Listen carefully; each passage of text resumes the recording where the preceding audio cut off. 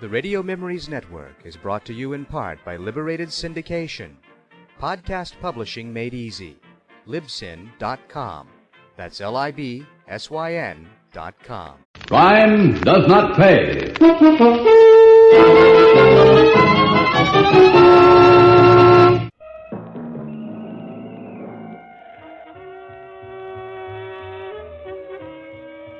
Crime Fighters is a police procedural podcast that focuses on police, detectives who capture criminals and solve crimes. Let's join this week's feature episode of Crime Fighters. Casey Crime Photographer, whose first name was never revealed, was the major crime photographer at the fictional Morning Express newspaper. With the help of reporter and Williams, he tracked down criminals and solved numerous crimes on this popular mystery adventure series.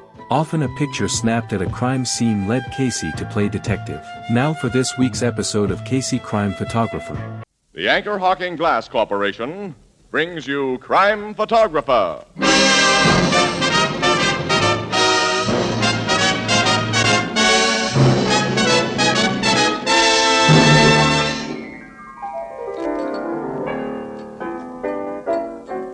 Hiya, Casey, Miss Williams. Hello, Ethelbert. How are you? Look at this, a picture of my sister's kid. My married sister, of course. Say, he sure is growing up, Ethelbert.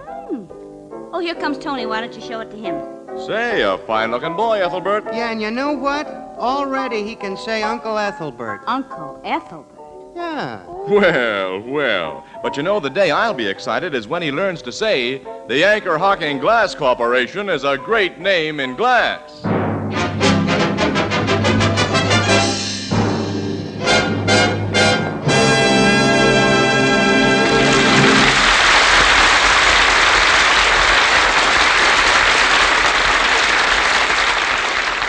Good evening, ladies and gentlemen. This is Tony Marvin. Every week at this time, the Anchor Hawking Glass Corporation of Lancaster, Ohio, and its more than 10,000 employees bring you another adventure of Casey Crime Photographer, ace cameraman who covers the crime news of a great city. Written by Alonzo Dean Cole, our adventure for tonight, The Mysterious Lodger.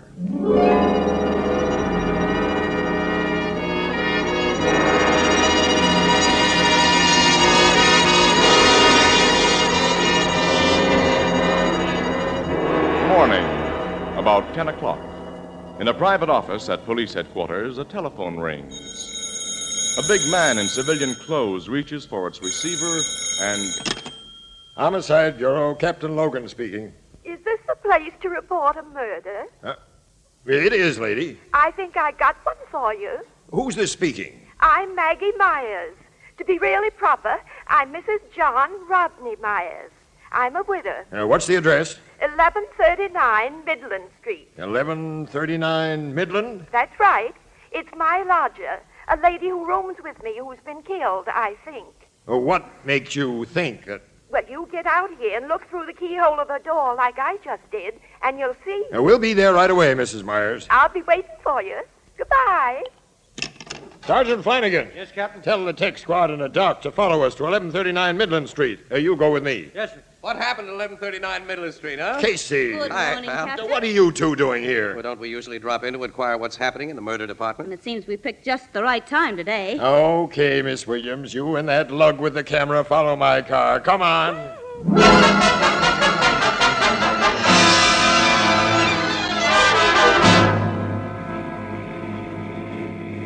Logan's car stopped in front of that little cottage, Casey. I'll park right behind him. Hey, this is a crummy neighborhood, Annie. Yeah. We're not going to get any front page stuff here. Look. Little old woman just came out of that door. Are you Mrs. Myers? That's me, Maggie Myers. Mrs. John Rodney Myers. Well, I'm Captain Logan. This is Sergeant Flanagan. How to do? Pleased to meet you. And come in. Remember, we're in this party, too, Logan. Who's this fellow with the picture box? Just a press photographer, Mrs. Myers. Pay no attention to him. Oh, you're here to take pictures of me with your brownie, young man? My brat? Definitely, Mrs. Myers, yeah? Oh, come in, young man, and make yourself to home. You and your lady friend both. Oh, and be sure and wipe your feet on the mat. Thank you. Now, where's this lodger of yours whom you think In the is... front bedroom, just off my parlor here. There. The door's locked. It's the only room I rent out. The only room I got to rent, matter of fact. Sergeant, take a squint through this keyhole. See if you see what I've seen. There's only 4 rooms in this place. Parlor, kitchen, and front and back bedrooms. There's a dame lying on the floor in there, Captain, and I'd say she'd been stabbed. I used to have a nice big house when my husband was alive. 6 rooms and bath. We'll break in the door. Hey, who'll pay for that door? We can't think of that now, lady. Together, Flanagan. Yep. One push is all a door like that needs. Hey, this dame on the floor is stone cold. She's been dead for hours. Look at this knife in her back, Captain. Pushed into the hilt. Hold it, everybody. Got Casey, it, thanks. Thank you. You know you can't take pictures until I say so. Now, all of you keep out of this room. I don't want you stepping on possible evidence. Why, Captain, none of us have come inside that room. You know we know better than that. When I'm watching you. Poor Miss Patrick. Poor Miss Patrick. Hey, is that the dead woman's name, Mrs. Myers? Yes, Alice Patrick. At least that's what she told me. Such a nice, quiet woman she was, and she paid her rent so regular. I'll want to hear all you know about her very soon. She's a big gal, about 45. Only a husky guy could have driven that knife so deeply into her back. That was done with one clean stroke, Sarge. Yeah, it took muscle to do that, Captain. You got any idea who was in this room with your lodger last night, Mrs. Myers? No, I haven't, young man.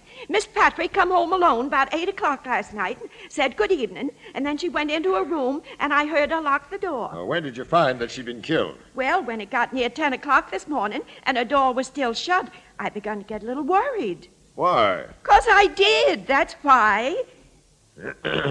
Go on, please. Well, finally I called to her and she didn't answer. Then I did what any woman would do and look through the keyhole. After that, I run out the corner store where there's a phone and called you.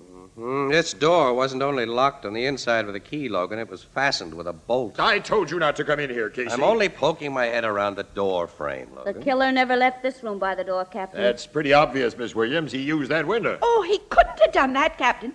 That window's locked. Mrs. Myers, it's open 2 inches from the bottom. I say it's locked. I know my own house.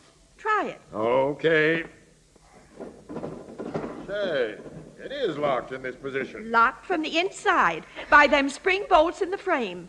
Miss Patrick always left it like that at night, open enough to get fresh air, but not open enough so even a cat could get in. Somebody stabbed Miss Patrick in a room they couldn't get out of. But how? It's very simple. Oh, it is, huh? Mm-hmm. Can I come into the room, pal? I'll watch my step. No, come on. Oh, thanks. Now, look. This is an old-fashioned type of window without counterweights. To raise or lower the sash, you pull out 2 spring catches on the side. Yeah? Well, the round spring bolts in the sash snap into holes in the casing and lock when they hit those holes, which can be prevented. Probably to delay discovery of the body, the killer wanted to leave the window as he found it, open about 2 inches. So he ran a pair of thin strips or something, maybe cardboard, between the sash and the casement.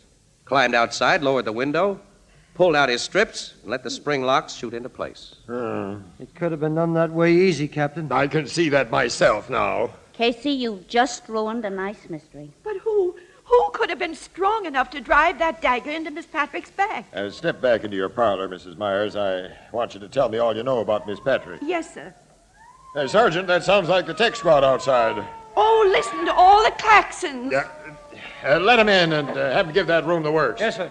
Now, Mrs. Myers, how long have you known Miss Patrick? Only 2 months, sir, since she rented my room. She was a very mysterious woman. Mysterious? Mysterious, Captain. Mysterious.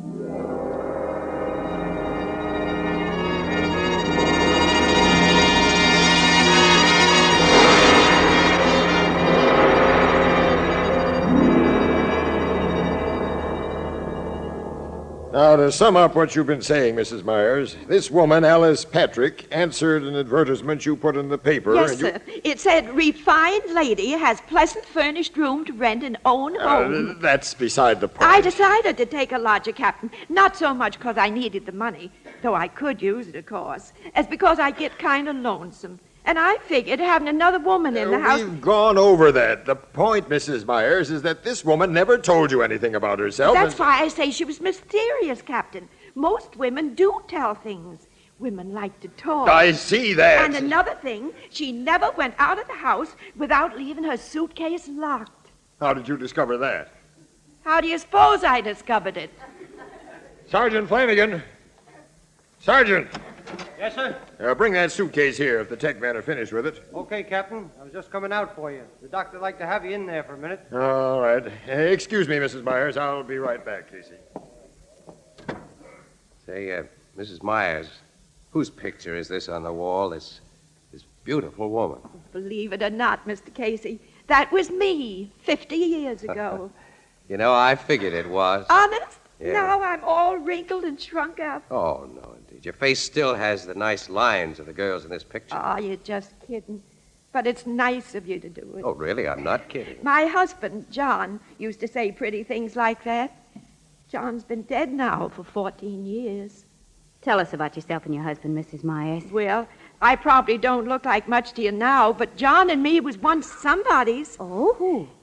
You never heard of Maggie Garland? Well, no, I... Oh, of course you didn't. Maggie Garland was my stage name back in your grandfather's days. You were an actress, eh? Dramatic soubrette. I wasn't a very good one, I guess, but I looked real good in tights. My husband was a real somebody, though. What'd he do? John Rodney Myers was educated. He wrote a book. A book, yeah? About historical things. There's the book he wrote on my table. May I look at it? Yes, but handle it careful. It's old and not very strong, like me. Well, I'll be careful. Let me see, Casey. Arms and armor of the Middle Ages. Oh, he was an authority on such things. Colleges and museums used to ask for his opinion. He knew all about battle axes and swords, and newspapers and magazines used to mention his name, and mine, too. You might mention that when you write your piece, young woman. I will, Mrs. Myers. It's very interesting. Oh, here's that dratted captain back again. Mrs. Myers, don't you know of any big or very strong people who are associated with Miss Patrick? Well, I don't know if you'd call my next-door neighbor associated with her, but I know he's been bothering her. How was he bothering her? Well, Sam Mulvey will bother anything that wears skirts, especially when he's drunk. The guy's a wolf, huh? Sam Mulvey's what I call a masher. It made Lena Glasheimer mad as all get out when Sam took a shine to Miss Patrick. What was Lena Glasheimer mad about? She was jealous. She wants to marry Sam Mulvey. You're finally telling me something that may help my investigation. Have you looked into a suitcase yet? No, but I've got it here. Also the key. My man found it in the dead woman's purse. Let's open it up. Yeah, I am. Only a few papers in there. We'll see what they're... Casey. Hey, I've seen papers like that one before. It's a parolee's discharge from Avon The Prison. name of Alice Patrick Ives. Alice Ives? Say, she's the dame who Oh, I murdered that... know. The parole board let her out last fall after she'd served 20 years of a life sentence. What are you saying? Miss Patrick, my lodger, was a murderess? I bet she was. She carved up a guy named Clem Shirley.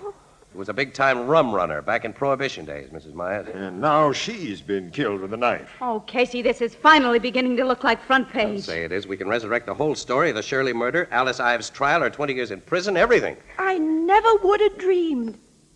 Now I can imagine why she was afraid of that man. Man? What man? The mysterious man. Mrs. Myers. Lady, will you please talk straight? She told me if this man ever came to the house, I was to say she didn't live here. She described him to me. And one day he did come. I seen him watching the house. And when I told her, she like to die of fright. Now you tell me about this. Well, you didn't ask me about the mysterious man before. Oh. Of course, now I figure he was a detective who was watching him. Mrs. Myers, let me figure. Hold it, pal. Wait a minute. Mrs. Myers, will you describe the mysterious man to us? Of course I will, boy.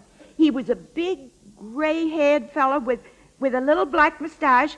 Oh, and a long scar on his left cheek. A scar? Well, she's described Pete Shirley. The brother of the rat that Alice Ives killed. He's paid that dame off for knifing his brother. Oh, Casey, this will be a story. And you'll be in it, too, Mrs. Myers, as the star witness. Put on your hat and coat, Mrs. Myers. We're going to headquarters where you can look at Pete Shirley's picture. And if you identify him, this case will be all washed up.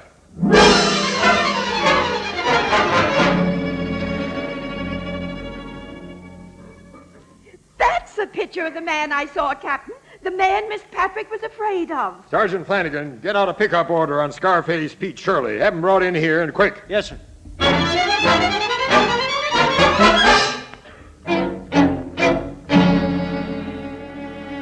Boys have got Pete Shirley, Captain. Swell, Hey, Sergeant. that's quick work, Flanagan. Only a couple of hours. Now, bring him in here. I don't think you like him in your private office the way he is, Captain.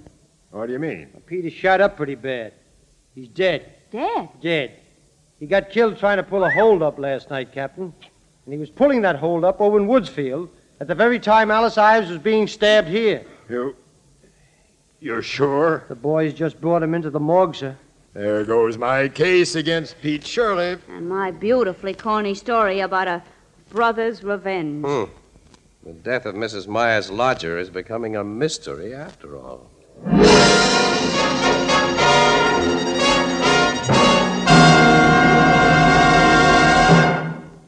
A few nights ago, I had dinner with a friend whose wife is one of the best cooks I know. And I asked her if she used Fire King oven glass. Well, she said she did, and then she continued, "You know, Tony, I find the most important thing about Fire King oven glass is that it practically ensures results because it bakes foods quickly, evenly, and all the way through." Well, then I asked, "Well, tell me, how about the fact that Fire King oven glass saves so much time in the kitchen?"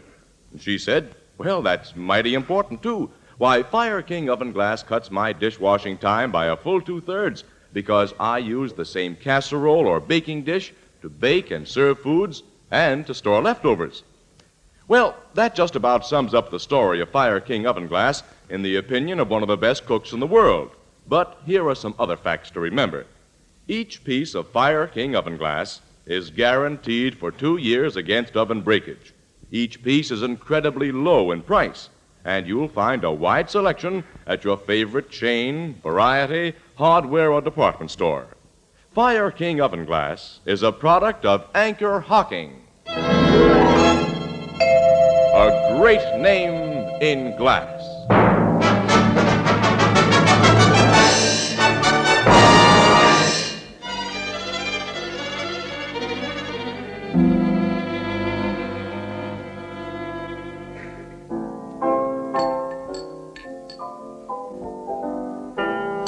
No, mister, we already got one of those drinking pelicans back at the bar now, and I don't want any more. I'm sorry, try me again sometime. I always hate to turn them salesmen down, Casey. But as my sister Edna says, quote, "Them as buys everything from everybody, pretty soon ain't able to buy nothing from nobody." Unquote. Yeah. Besides, my neck gets tired watching the darn thing. Now, what was we talking about before that guy come in? I wasn't talking about anything, Ethelbert. I was sitting here quietly trying to dope out the 5th race. Drinking pelicans. What, in the 5th? Oh, what are you talking now about? I remembered that old Mrs. Myers, the star witness in that Alice Patrick Ives murder. She's quite a character, according to the stories you've been writing, Miss Williams. She is quite a character, Ethelbert. The poor little thing, she's been terribly lonely. All this excitement, her picture in the paper, cops around the place, neighbors dropping in to hear her talk. You know it's given her a new lease on life. You know, she's a cute old gal. You talk your ear off, she gets the chance, but you can't help but like her. Sounds like my sister. You know, Casey, she talks all the time. She's the one that's not married. Yeah. Say, what's new on the murder of that Alice Patrick Ives dame? Ethelbert, you read the Express, don't you? Oh, I mean inside stuff. No, not a thing, Ethelbert. The only case Logan had blew up when it was proven that Pete Shirley couldn't have done the job. Well, how about that neighbor, the big guy who tried to make a play for the dead gal? Before she was dead, I mean. Sam Mulvey? Yeah. Well, Logan's still suspicious of him, but Mulvey didn't have sufficient motive for my dough. He's notorious in the neighborhood for a nasty temper, Casey, and he's a heavy drinker. Yeah. Also, he's more than strong enough to have driven a knife through that woman's body. Yeah. I wonder why the handle of that knife was roughened at the end. Roughened? Yeah, like somebody had run a coarse file across it. Well, it wasn't a new knife. Probably been kicked around in a workshop or somebody's kitchen. I guess so. No luck in tracing the knife, huh? Nah, not a bit. The Ives dame was in prison a long time. Don't you figure she might have made an enemy there who bumped her off? Well, Logan's checking on that theory, pal. You know, that window being locked 2 inches from the bottom, that bothers me. Well, now, why? Well, why should the killer take the time to do that? Nobody was likely to notice whether that window was closed or open. And after the killer made his getaway, it didn't matter. There was no darn reason for that window. Hey, there's always a reason for everything. Excuse me, Annie. I'll see you later. Where are you going? I'm going to take a walk and think.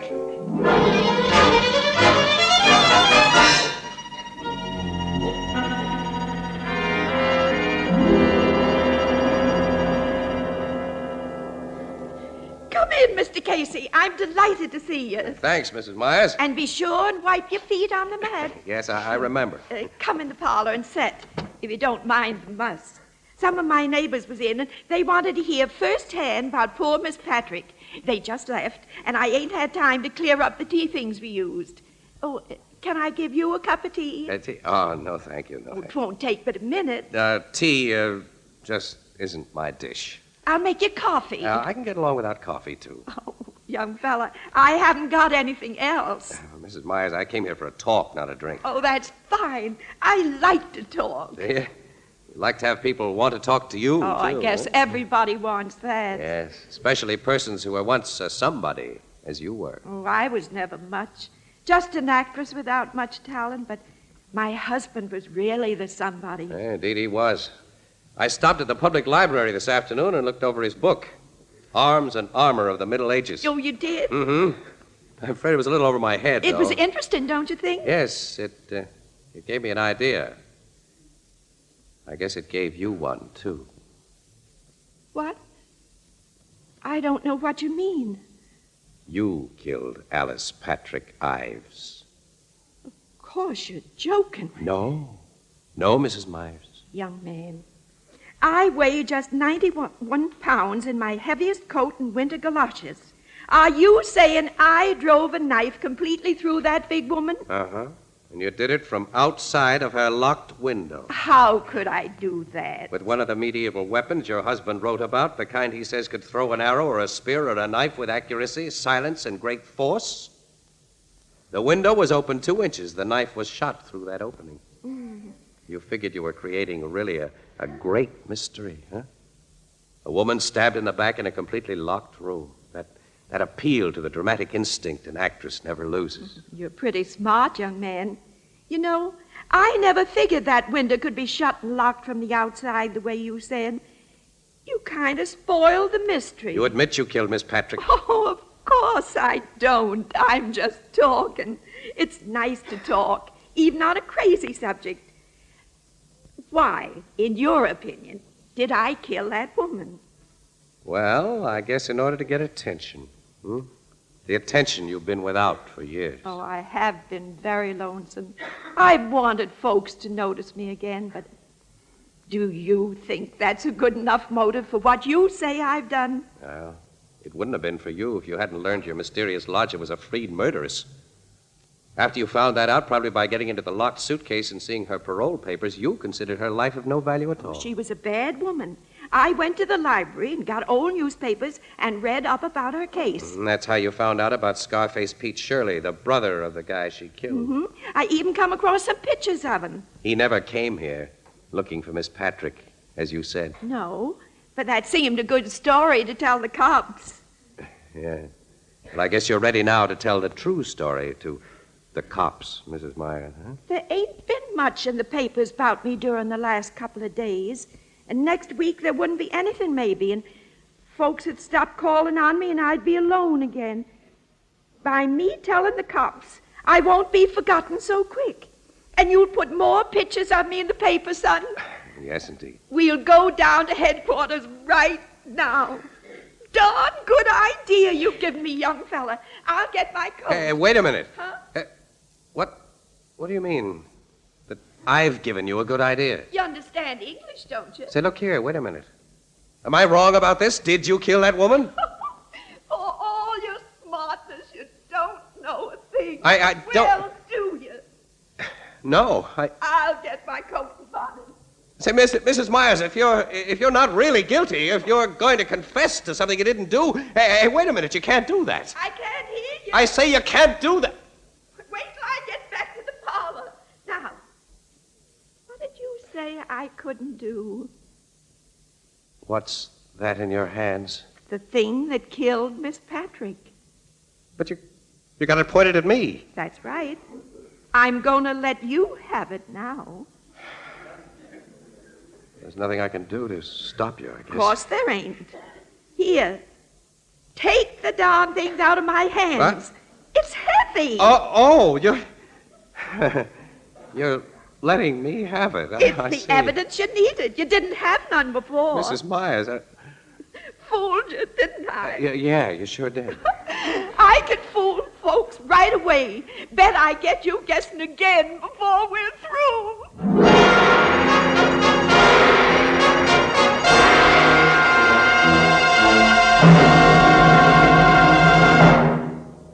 Surveys show that housewives, almost without exception, prefer to buy foods and other household products packed in glass containers. Their reasons are many and varied, but chief among them are 5 important facts.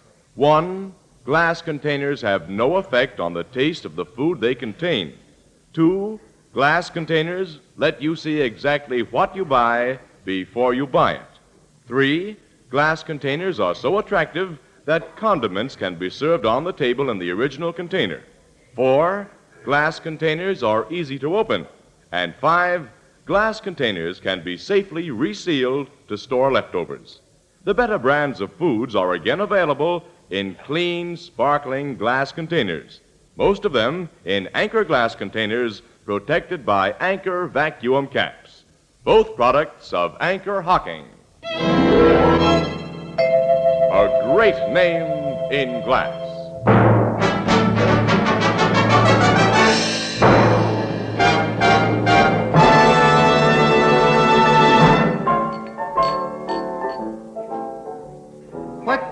What was the gadget Mrs. Myers had that shoots knives, Casey? It was an old crossbow, Ethelbert. Crossbow? That's right. It's not like the longbows used by Robin Hood and the American Indian. Well, the principle is the same, but it's different, Annie.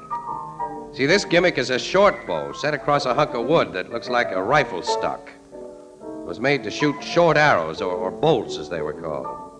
The thing is an antique that Mrs. Myers' husband picked up someplace. I see. Poor old lady. So lonesome she committed murder to get attention. What'll be done with her? Well, she's in an institution, Ethelbert, where she'll be perfectly happy because attention is something she's sure to get for the rest of her life. Out of her mind, huh? Yeah, so the docs say, in the legal definition. Poor old lady. Think of the poor doctors and nurses. I wonder what you'll pull on them. Annie, I wish I was sure of what she's already pulled. What do you mean? I'm never going to be sure that she used that crossbow. That she really is a murderess. I'll never be sure that she hasn't played me for a chump to get what she wanted. The death of the mysterious lodger is still a mystery, maybe? Ethelbert, I don't think so, but... Oh, nuts. Let's see what's good in the 5th. Give me that thing.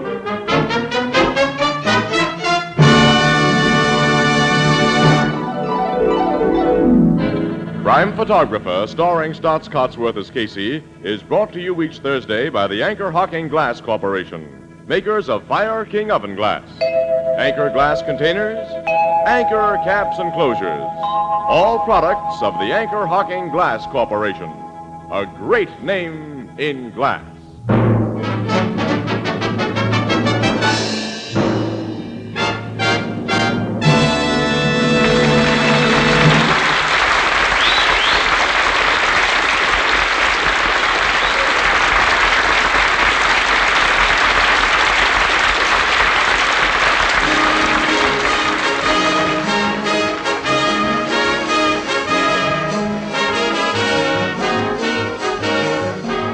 Crime Photographer is directed by John Deese. The original music is by Archie Blyer, and the program features Miss Leslie Woods as Anne and John Gibson as Ethelbert.